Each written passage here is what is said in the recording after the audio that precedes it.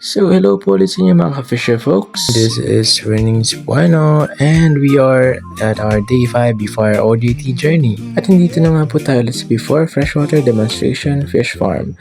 Time in muna tayo and then after that proceed na rin tayo sa field. At hindi ko na nga po patatagalin pa mga ka-fisher folks. So ito yung ating first task of the day, magwalis at magtabas ng mga damo sa gilid ng pond. And ito na nga po at wala akong makitang dustpan kaya ginamit ko na lang yung balde para pandakot ng mga dahon. At ito naman ngayon, nagwawalis ako at tinataas ko yung mga damo na nalaglag sa gilid ng pond. At after that, natusan kami na kunin yung net again at magpukot. At ito na nga po mga fisher folk, nag-start na kami na ilatag yung net. And yan, here we go. Ngayon naman po dahan-dahan namin dinedrag yung net habang tinatapakan po namin yung dulo ng net sa ilalim ng tubig para maiwasan po makawala yung ating mga isda. Hinila po namin ito na hinila hanggang sa makarating po kami sa kabilang dulo ng pond. At pagkatapos po nun ay dahan-dahan namin inangat yung net para po makuha namin yung mga isda. At may ilan po kami nakuha malalaking breeders at yung karamihan po ay maniliit. At ayun na nga po, habang pauwi ako, inabutan po ako ng malakas na ulan dahil pa sa low pressure area na namumuo. And then ayun nga po, habang naghihintay ng tila ng ulan, nagkape muna tayo. And here we go at day 6 mga fisher folks. At it's still a rainy day. At ito nga po, kahit umuulan, sumugod tayo. Kaya pagdating natin ay basang-basa na tayo dahil sa sobrang puyog ng ulan. And wala pa tayong masyadong ginawa ng day 6 dahil nga po sobrang lakas ng ulan. So proceed na tayo sa day 7. And still, magbabike pa rin tayo syempre para healthy and fit tayo always habang nag-work. So nandito na nga po tayo sa before once more and nautusan kaming magpakain ng isda. At pagkatapos po nito, tinulungan namin si Sir na magpaandar ng water pump para bawasan yung tubig dahil nagka-mortality po tayo. Pero yung mga ibang isda po na buhay pa, pero ibigay na po sa amin Sir para linisin. Dahil sayang naman po, pwede pa naman sila kainan kaysa itapon po natin sila. At ito na nga po, nilinis na namin sila para po may ulam na rin natin.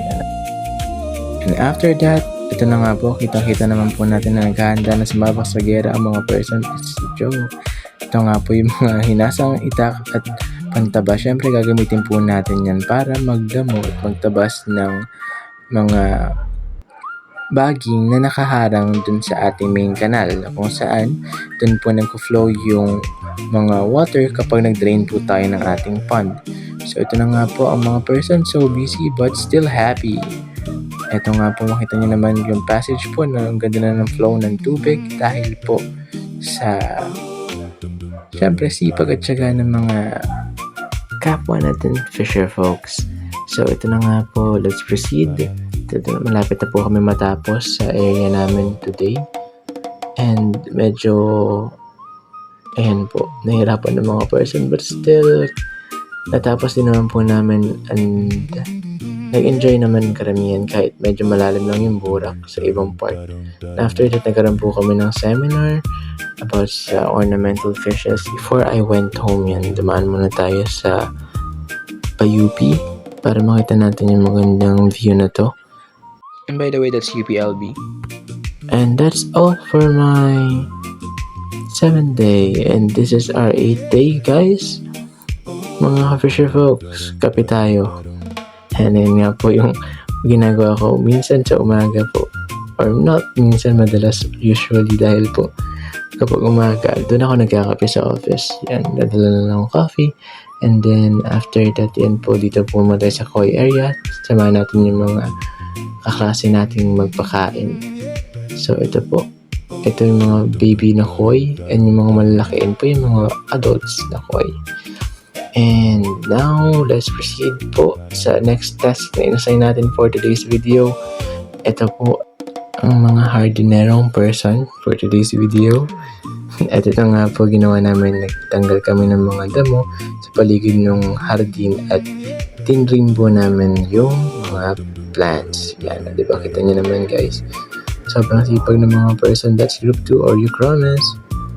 And that's the task that we did for this day. See you next week. And thank you for watching.